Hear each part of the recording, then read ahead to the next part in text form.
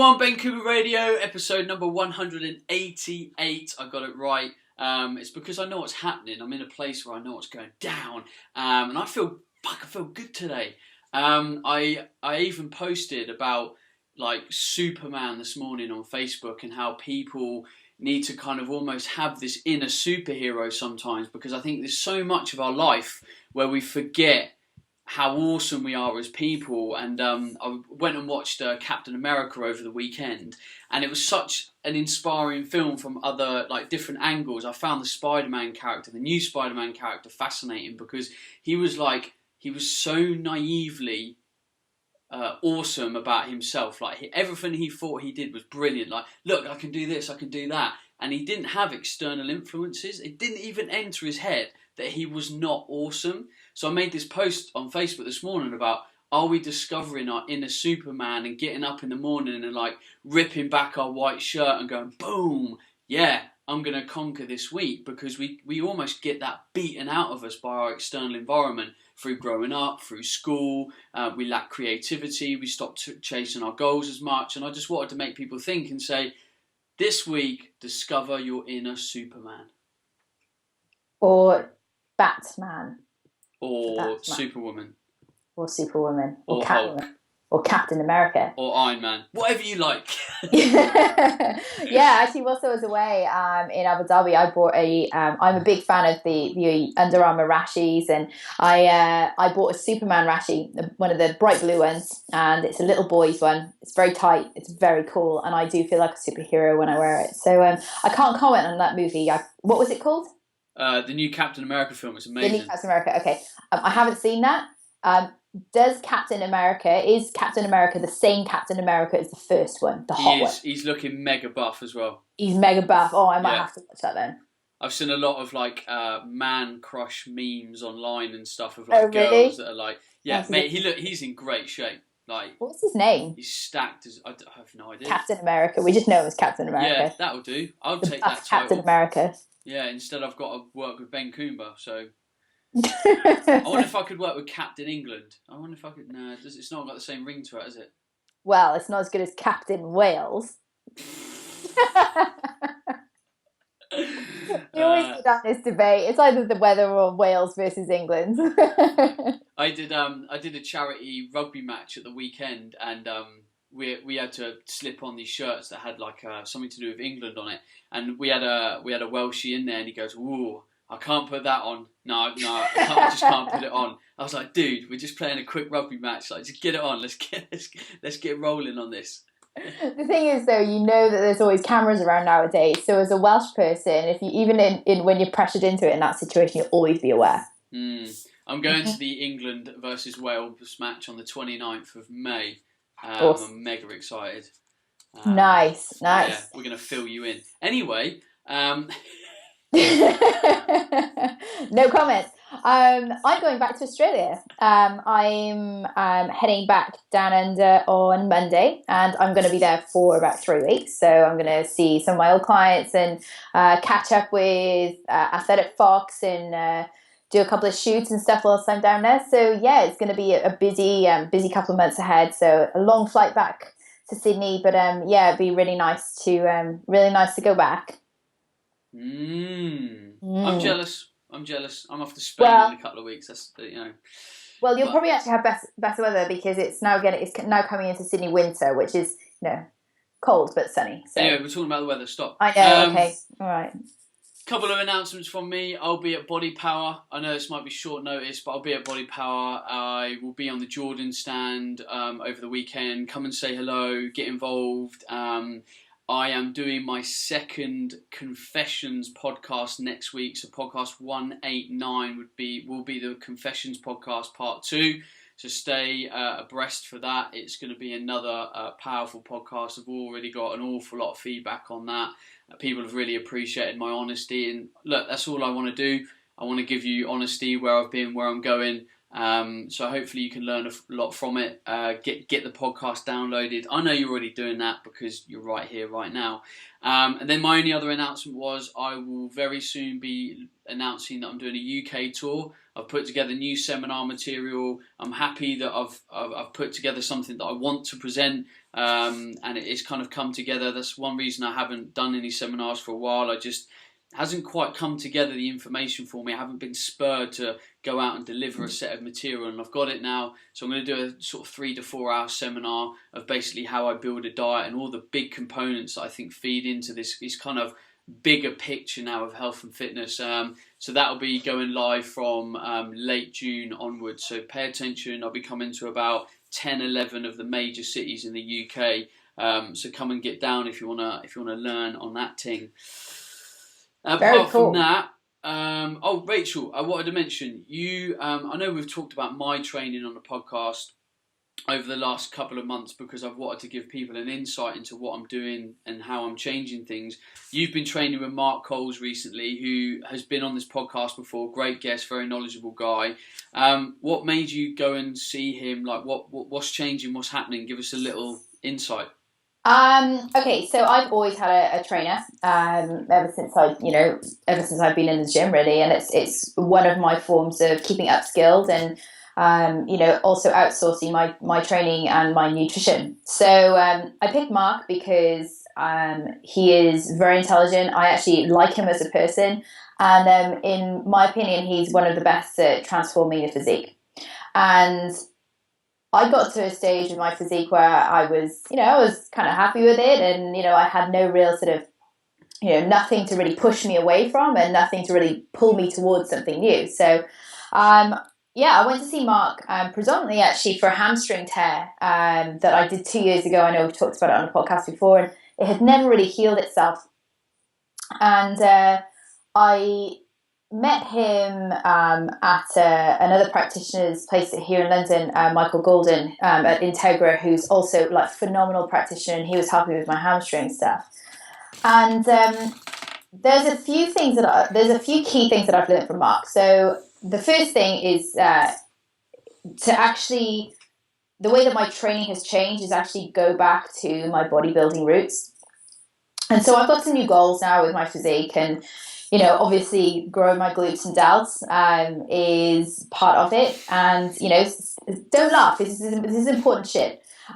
Sure. And staying small at the same time, because the reality is that when you've been lifting for 15 years, and if with enough volume and enough load, you will grow. And I say that very mildly and very loosely because I know there'll be some women listening to the podcast who've been lifting for 6 months and thinking that they're growing and they're too big and bulky, and that's not true.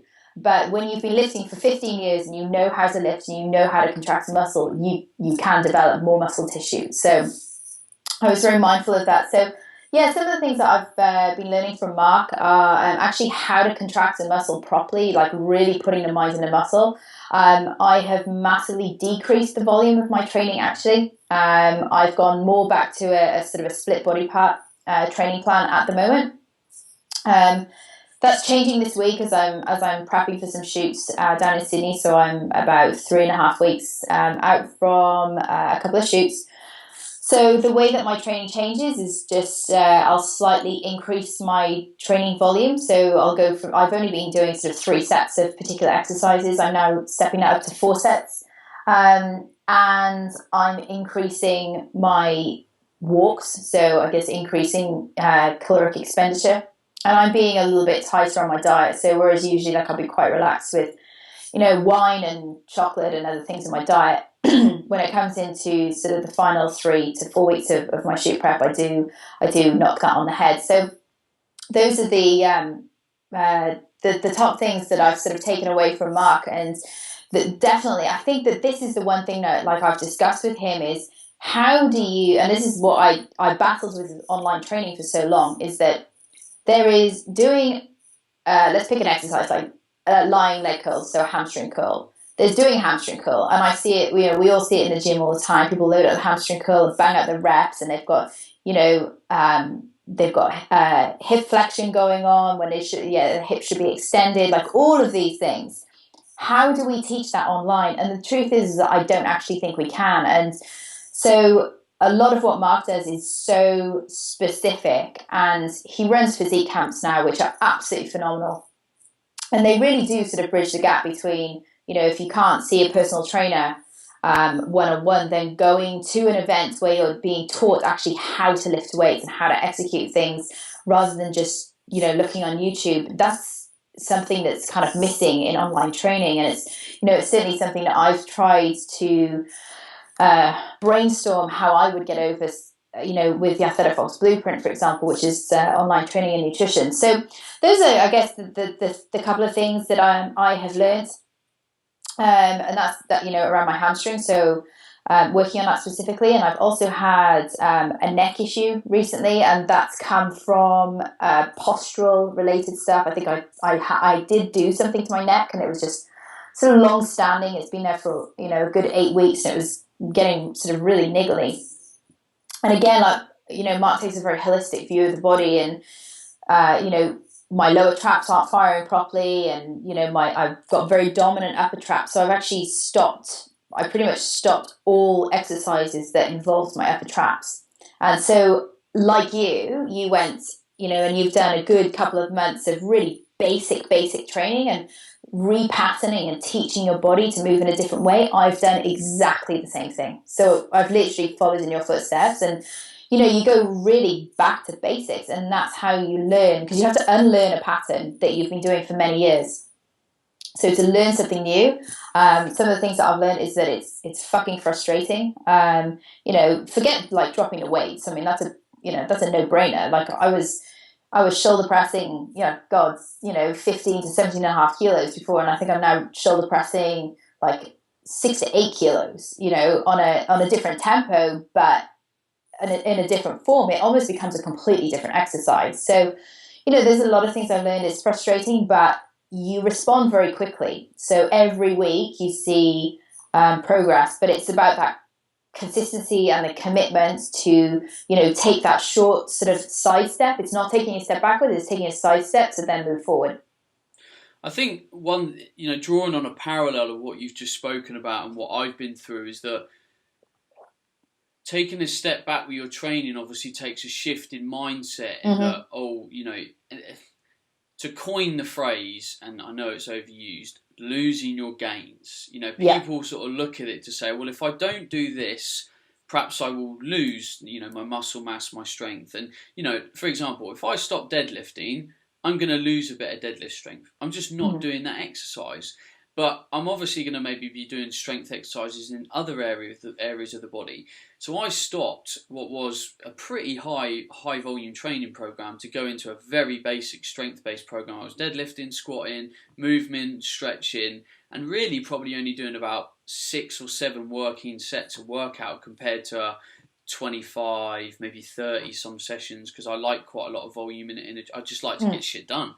Same. And I didn't really lose anything. I didn't make any progress in certain areas, which mentally I thought I should do because that was the previous path I was on. But I didn't really lose any muscle mass because I was still training. There was still a mild stimulus, so there wasn't a reason for my body to lose muscle mass. I wasn't dieting, so there wasn't again a risk calorically of me losing any muscle mass. So as long as you have faith in the process and faith in the coach that you are going along the right path, please do not be scared to change your path for the benefit of the greater good. Like I move incredibly well compared to how I did. Still got a long way to go, but now it's going to pay dividends in my training, and I just move so much better. I'm getting less injuries, tons of stuff. I think as well, with the reduced volume of training, when you work at, and this is, this kind of like the theme goes along, so that, I rewrote the Athletic Fox Blueprint back in January, and I removed a lot of the volume from that training program because I saw that, women coming through the program were already stressed, so that exercise is like an additional stress. And one of the things that, like I said, I've done with Mark is just do actually 3 working sets. Now, after those 3 working sets, even though it's sort of a lower volume, like I'm knackered after those 3 sets of that particular exercise, because every rep, and here's the other thing I've learned from Mark, every rep counts, like every single rep. like, you know, your mind is in the muscle like the whole time. Like it's mentally exhausting. It's so painful. It's mentally exhausting. And after 3 sets, like you've had enough. Like you want to switch and like change the exercise because it's so painful. So, but on the recovery side, I don't feel like, you know, sometimes when I've had big leg sessions in the past, you know, like let's just take your average leg workout. I'd have to come home and I'd be absolutely knackered, even if like my push training shake was there, my recovery, my food was good. Like I'd be knackered. Like I'd be sitting in my office in the afternoon at sort of 3 o'clock, you know, 3 o'clock hits, and I might have trained at say sort of 11, 12 o'clock. I'm knackered. And you know that feeling when you're sitting at your desk and you're like, I just need to go lie down. Like I just need 10 minutes to lie down. I used to get that feeling a lot from training because I train hard. And the good thing is about this, like, you know, this type of training, you get muscular fatigue, but I'm not getting that overall sort of neurological fatigue. And, you know, that will change. It's just the sort of phase of training that I'm in now, but it's been really refreshing. And, you know, my body's changing again. My body fat has stayed pretty much the same, which is, you know, down to my nutritional intake. I'll be getting leaner now over this week. And the weeks coming into my shoot, but my shape is changing. So my bum is growing again, which is really cool. Rachel, your bum's massive. I know it's pretty big, right? It's like 2 balloons in a pair of jeans. It's ridiculous. It's outstanding. It's all the ghetto. Huh? It's proper ghetto, I know. But it's cool. Like I love a big butt. And so yeah, like things are on their way, but like you said, you know, don't be afraid to change things, and sometimes you've got to take a little bit of a sidestep in order to move forward. But most importantly, you've got to trust your coach. Like, you know, I put like my full trust in Mark, and you know, I question what he does sometimes because I want to know why. And as soon as you know why as a client, you adhere to these things. So, you know, I ask a lot of questions, and yeah, like the trust is there, and if you don't have trust with your coach, it's very, very hard. There's no reason why you shouldn't question your coach, though. And yeah, absolutely. We've talked about this before, about what's wrong with you going back and saying, well, actually, I've read differently, or can you explain why? Because a coach needs to empower. Like long term, like you're not always going to work with Mark. Like long term, you're going to have to pick up the tips that you need, bring it into the bank. So whatever point in time you can do your own stuff and self-assess yourself on a better level. But, you know, it's like when I'm talking online, like I'm more than happy for people to question. I'm more than happy for people to write into the podcast and say, Ben, you once said this, you know, whatever. We should be able to question each other. And as long as we do it in the right way, we do it with humility, we do it with the right attitude, then it is perfectly fine. It's when people don't do it with the right kind of, if people do it with ego, or an ulterior motive, that's when it becomes a problem, and you know, there's sour milk. Just on that, and I'm not going to digress here too quickly, but there's a group, you know, it's a PT group on Facebook. I know that you're a part of it as well. It's going to remain unnamed, but I'm absolutely flabbergasted and utterly shocked at some of the posts that are in there and the way that people respond to posts. Like, you know, it's you know, there are some very sort of young PTs in there, and when I say young PTs, like PTs who are just out of PT school, and you know, they're asking some pretty basic questions, and you know, some of the fucking arrogant pricks in there. Like I'm like this close to having a full on thrash in there, but you know, like part of me feels like, well, what's the point? You know, you just, you know, these karma comes around, and you know, I just feel like, you know, I help these people when I can.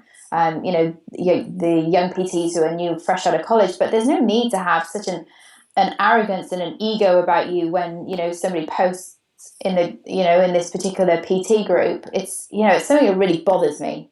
You know, and it's no wonder like people are, you know, are afraid of questioning things, and this is why we have this guru mentality. So I suppose a little tip that people can take away from that is that if you're involved in groups online, if you follow a particular Facebook page, and you're doing it out of habit more than anything, it's in your news feed, and you see it again, and you're like, okay, yeah, I'm going to ignore that. You know, I'm going to ignore that. I don't agree with that. Unfollow. I don't think we're doing enough unfollowing online. Like I'm always changing the Facebook groups that I might be in and some of the stuff that I'm following, because I get that everything serves a purpose. I get that there might be people that listen to this podcast for the first 100 episodes and they got what they want out of it and they've moved on to a different source of information, or their interest has changed, and I'm completely fine with that. The people that are still listening, amazing. Thank you for, carrying on the journey, and hopefully we're bringing you benefit. But, I get that things are always going to change. So leave that Facebook group. And if you feel that there's a bit of a void that's not being filled, then find a new one. Ask around, ask some friends. Maybe just get it out of your life anyway. I just think we could be getting so much more fulfillment out of the original aim of social media if we really condensed what we follow. And that's why when people come into the Body Type Nutrition Academy, our online nutrition course, I always say to people, I said, you now need to simplify your learning. You've committed to a course, and I need you to pay quite close attention to the course. Don't do our course at the same time as another course, and while reading this set of journals and while following examine. And I get that we're all keen to learn, but you've got to condense your learning, because if you follow 10, 11, 12, 13 people, and there's a good handful of them sort of continually contradicting each other, you're just going to feel paralysed by that information. So get rid of the chaff. Get really focused. Let's just say, for example, you really like Rachel's work, my work, Mark's work, who knows, Andy McKenzie work, Mark's Law's work. I'm just picking names off the top of my head.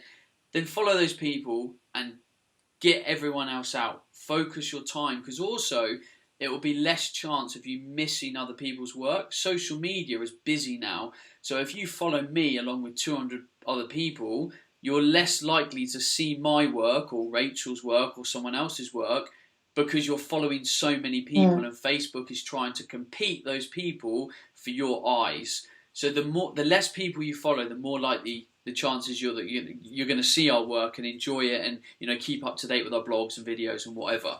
So I just think that's almost a tip for anyone, really. Yeah, it's really cool as well. I have a referral form when somebody comes in to join Chase Life or with the Athletic Fox Blueprint. I'll ask them where they got referred from, and people often say, "Oh, I've just done Ben Coomber's Body Type Nutrition," or "I've done this," or "I've heard you on Ben Coomber's podcast." And then likewise, like, I have so many of my girls. Like, how many of my girls have come over to Body Type Nutrition because they came into the Athletic Fox Blueprint to change the way that they eat and the way that they train themselves, and then they become so passionate about it that they can then go on to learn even further coming into your course. And that's how, like, these things work, and they work in synergy, and they work really well.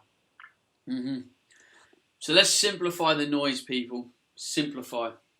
Exactly. Shall we get on to some questions? Yeah, let's do it. They're quite long ones. Stay with us, people. They are quite long ones. Okay, so this first question is from Chris. Hi Ben and Rachel, I'm a long-time listener of the show. I've described it as the knife that cuts through the bro science bullshit in fitness and nutrition. Keep up the good fight. I hope this question comes as something slightly different to the normal incoming questions, as I feel I'm in a very good place with my diet and training, but I just need to tweak it and make it optimal for my goals.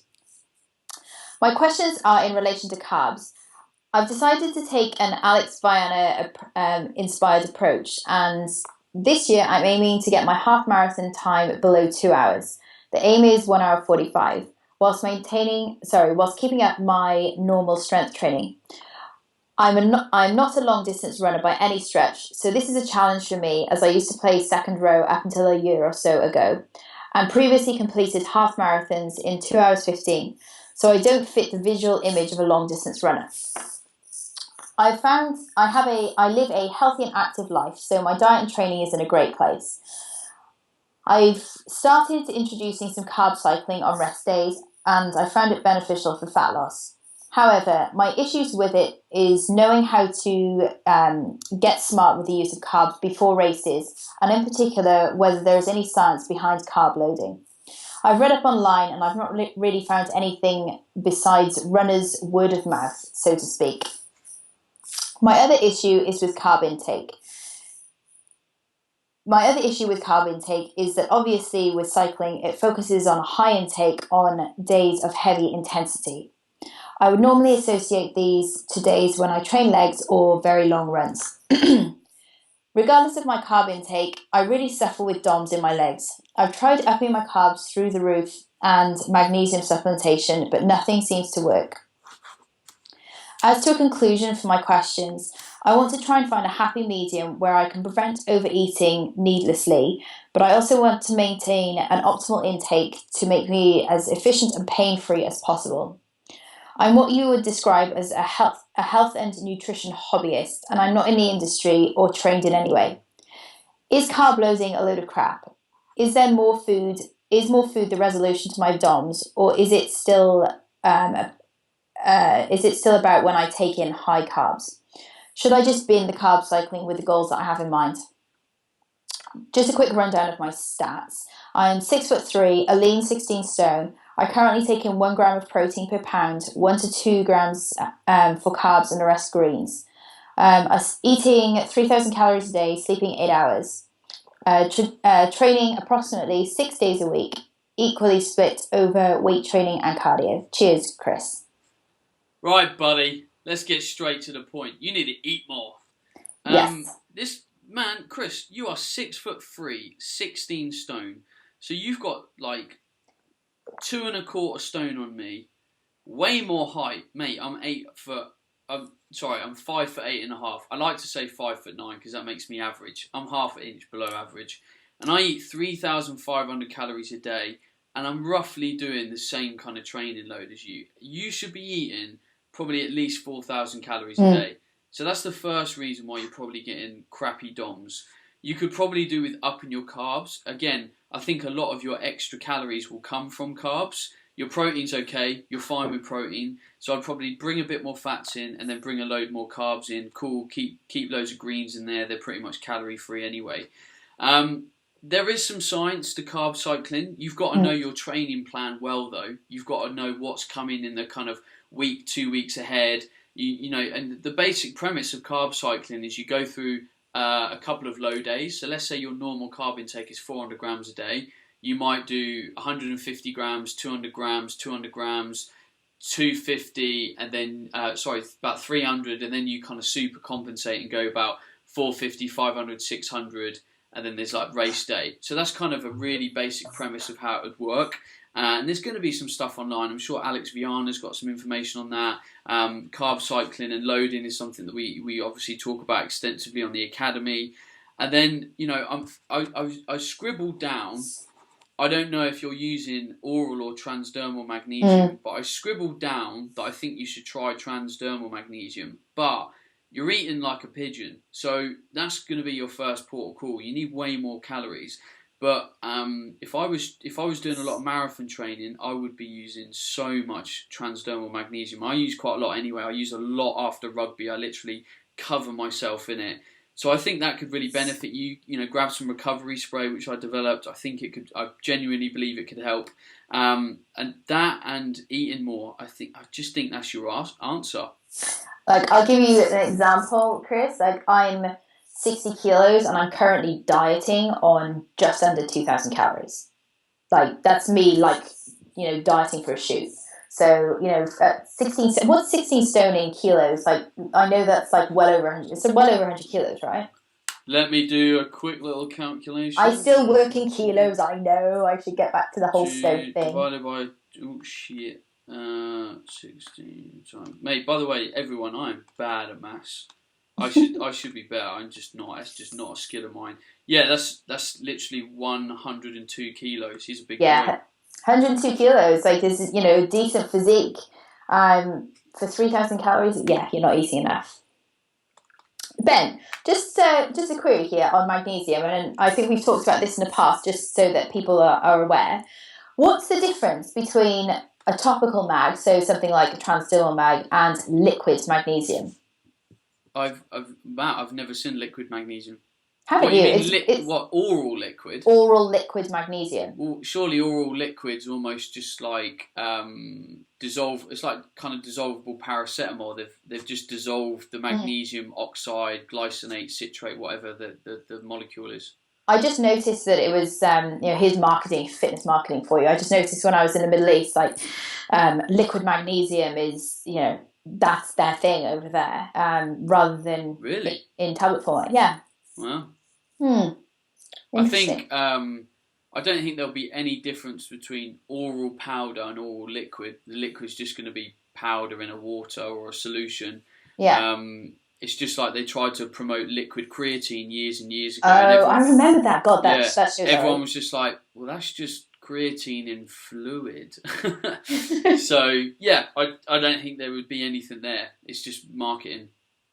And for somebody, for example, who has, and this is where like transdermal magnesium is great, right? Because you can, if you overdose on magnesium and you're ingesting it, so you're taking tablets or you know liquid magnesium for that matter. If you overdose on it, it can give you a runny tummy, and it doesn't always runny tummy, runny bottom.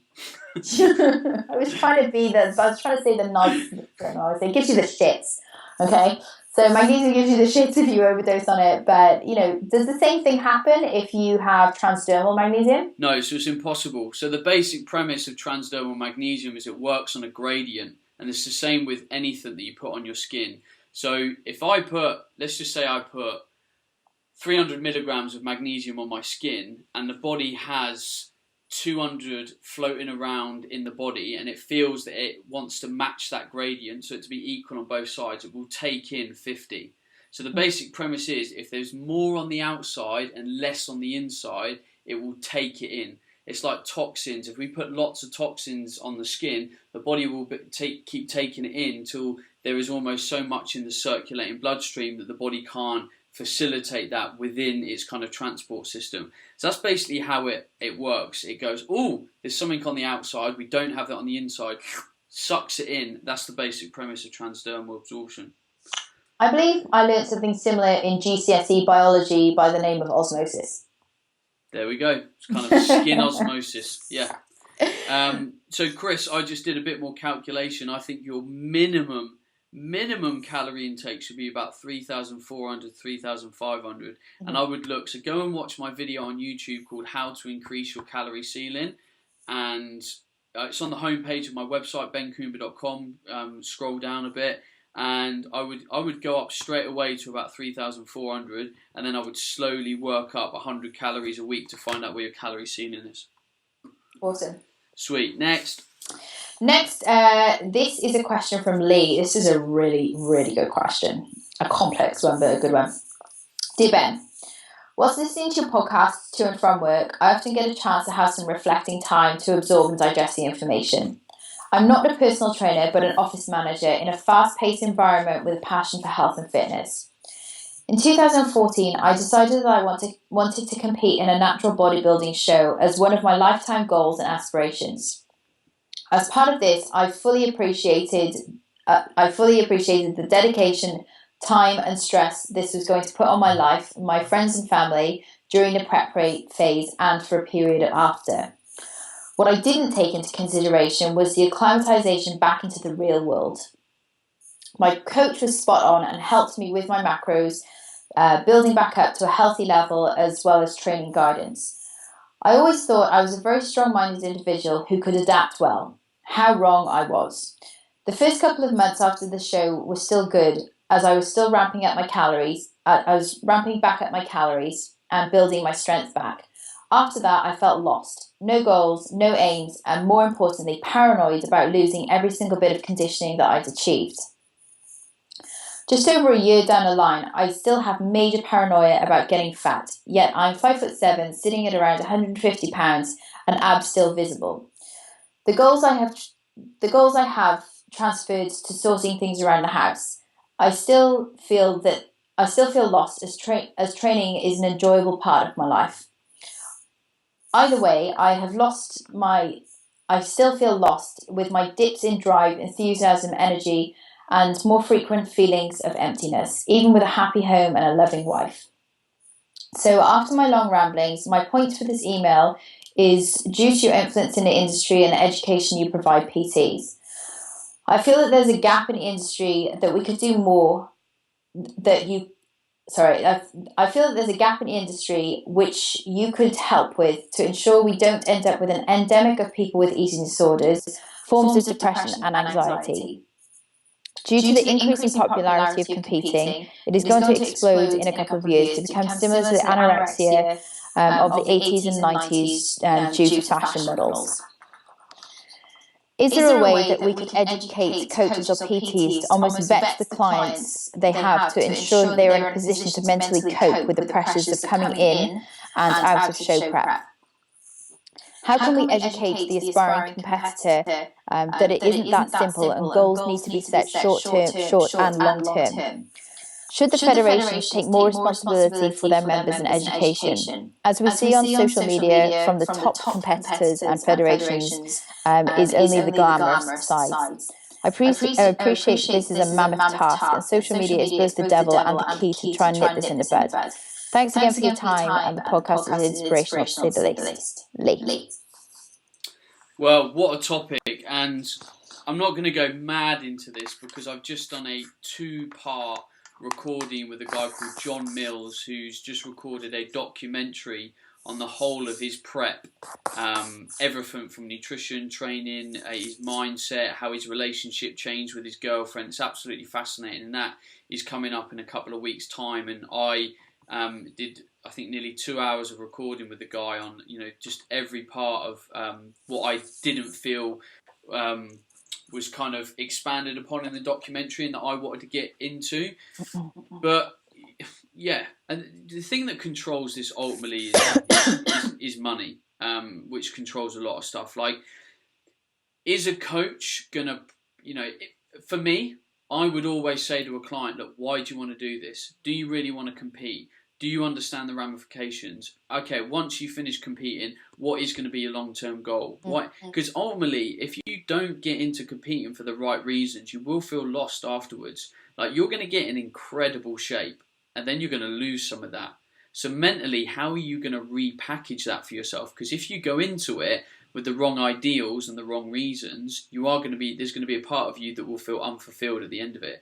And I suppose it's almost one reason why I have never even entertained going down that route, because I know that I will get a certain amount of satisfaction and I will feel momentarily lost after it. And this is why it becomes such a repetitive cycle. It's like yo-yo dieting for women or for people in general, is that, you buy into it. It's like the next goal is to get bigger, then leaner, then bigger, then leaner. And I can fully appreciate that. And that's fine if you want to do that. But know that that's truly what you want to do. So the chances are that most coaches will see a client as a business transaction. Come in, cool, you want to compete. They might ask some tough questions, but then think, well, ultimately I want the client. They'll be all right. And yeah, will they do the right thing afterwards? Who knows? A lot of the time, no. I see a huge amount of broken people in the industry, and it is painful. And that's why I don't sift around or chat in that side of the industry, because I just get more annoyed. And I know that the grand scheme of things, all I can do is put my information out there, and hopefully people will follow it. People do need to sort short and long-term goals out.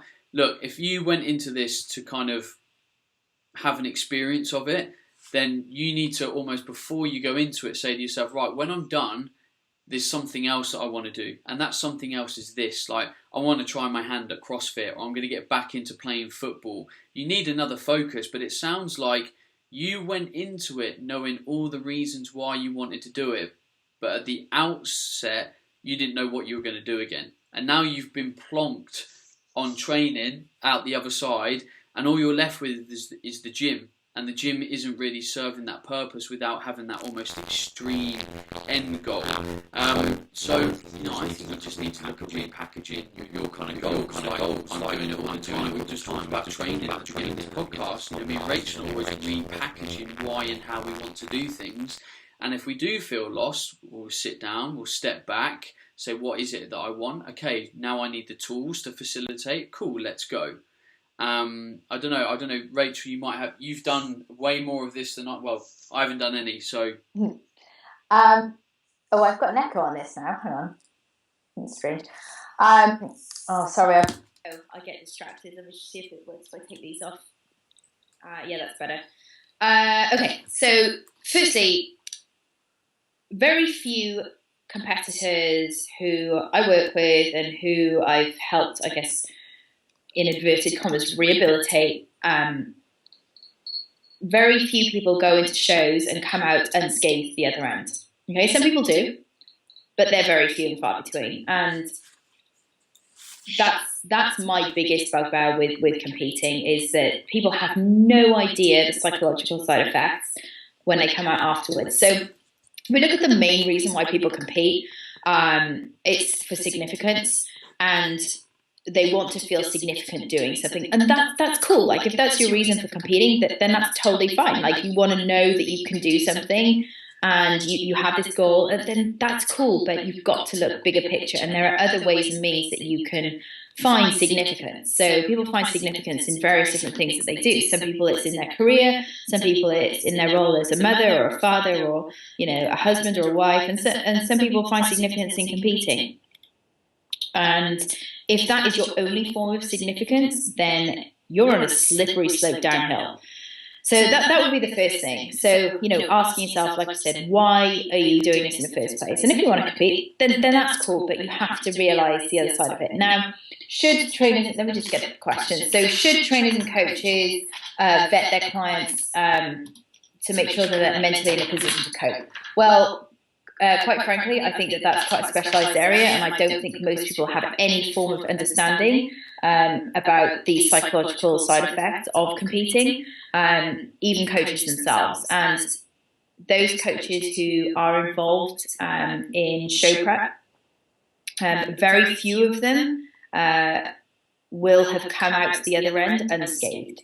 So I think that it is a pretty specialized role to be able to help somebody when they come out the back end of the show. And I don't want to come across like, I know I'm sounding like I'm really negative and against like competing at the moment, and to a certain extent that I am, because like, we pick up the pieces when somebody's come out the other end, they've done a show, they've been in great shape, and they 3-4 years later, they're still seeking that significance and still seeking that super low body fat percentage, yet they're struggling with binge eating, anxiety, depression. I get pissed at these things because, what for? Like, you're going to step on stage momentarily in a bikini for a plastic trophy? Like, come on, like, is that really going to be worth it? So I really do think that you have to be in a very, very strong mental position before you can consider that. And I think one of the things that you just said there, Ben, that is crucial is the what's next scenario. If you're going to compete for a couple of years and you're doing it for personal reasons, then that's cool.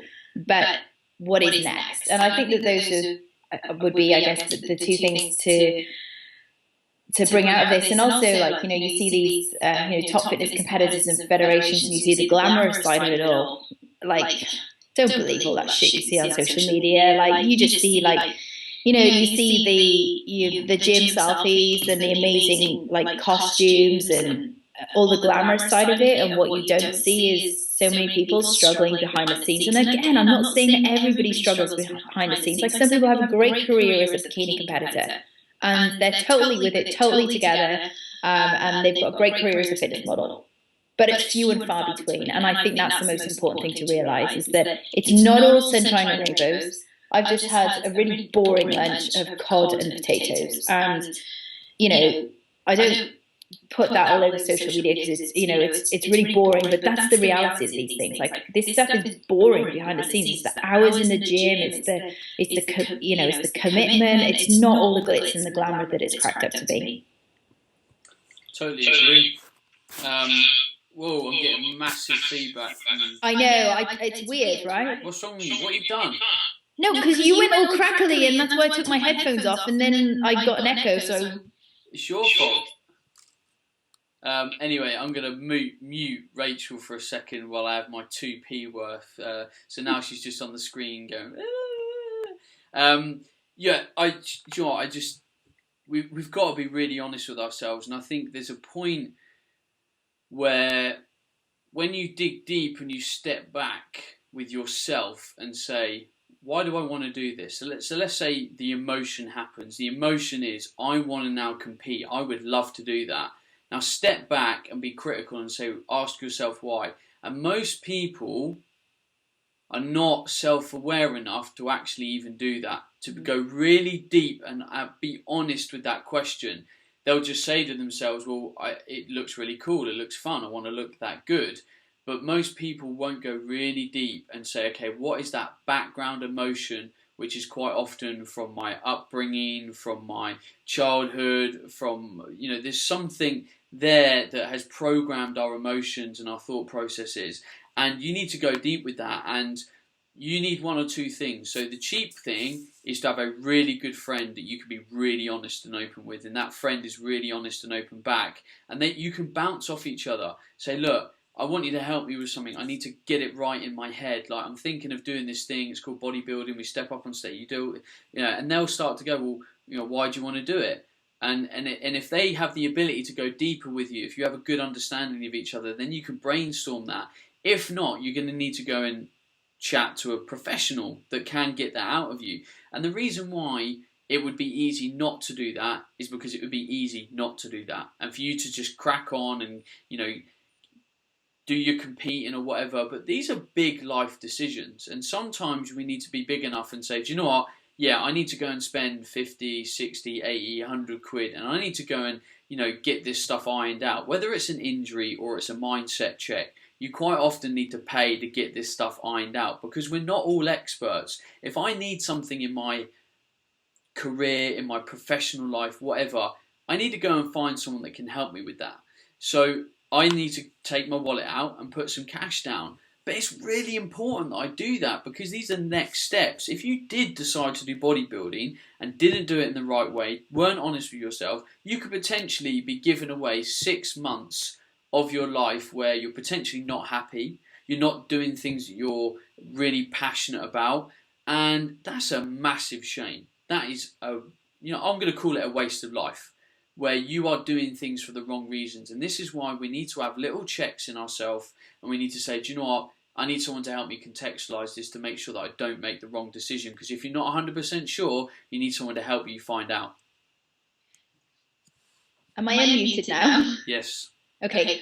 The other thing that I was going to add to this is, I think competing nowadays is so popular because it gives people permission to glorify and normalize their eating disorder.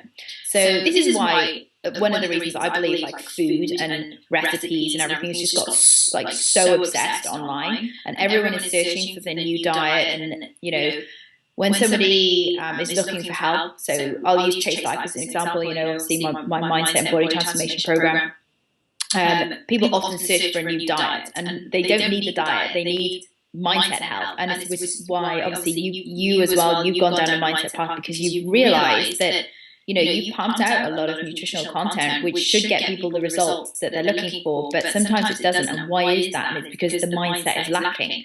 And so when people look for a new diet, instead of actually doing the hard yards and actually doing the work on yourself and being honest with yourself and realizing you need help and you need coaching in the mindset department, it's just easier to normalize your eating disorder through competing. And again, I'm not saying that everybody's doing this. Before I get death threats and emails saying that you're telling me that everyone competes, does this, I'm not saying that everybody does, but I know a lot of people that do, and that is the absolute truth.